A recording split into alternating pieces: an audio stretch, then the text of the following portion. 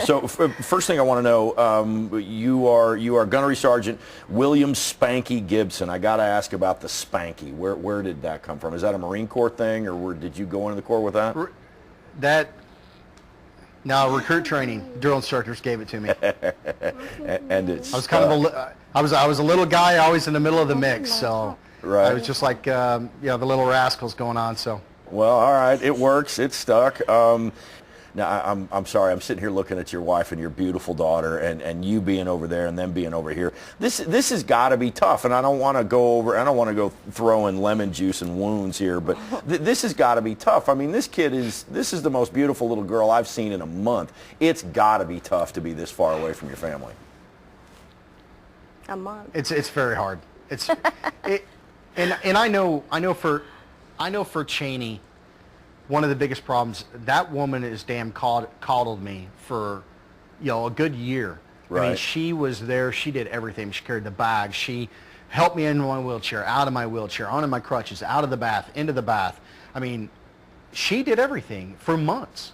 And really for the whole first year, she was the big weight carrier. I mean, and that was hard. That was hard for me to step back and allow her to do those things because that's my job. This is hard. This is very hard. I know it's hard on her. I know it's hard on Lauren, and because of that, it's hard on me.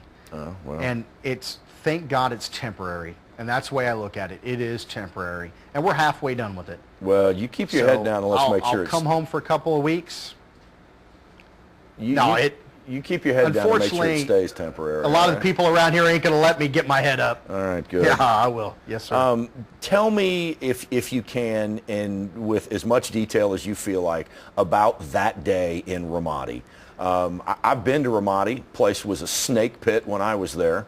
Don't imagine it's gotten a lot friendlier since then, but I hear things have changed a lot in Anbar.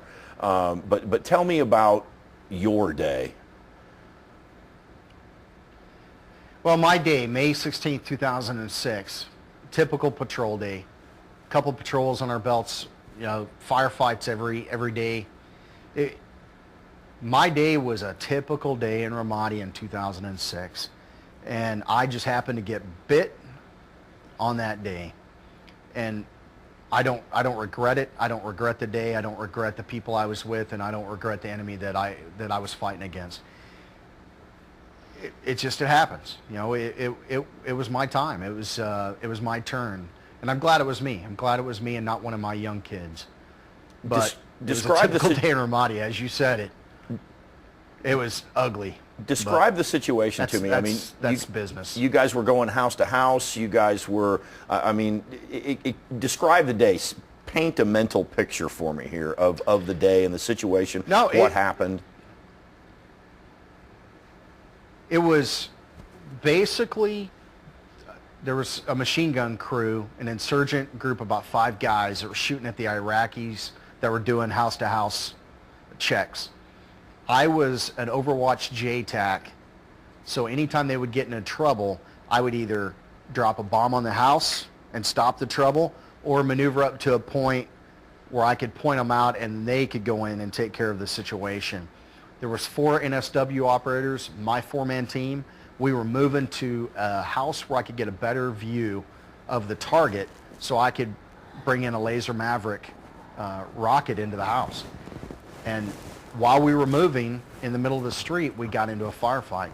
During the firefight, one person got shot first. Then we went into immediate action for a sniper that was in a position that we didn't know about.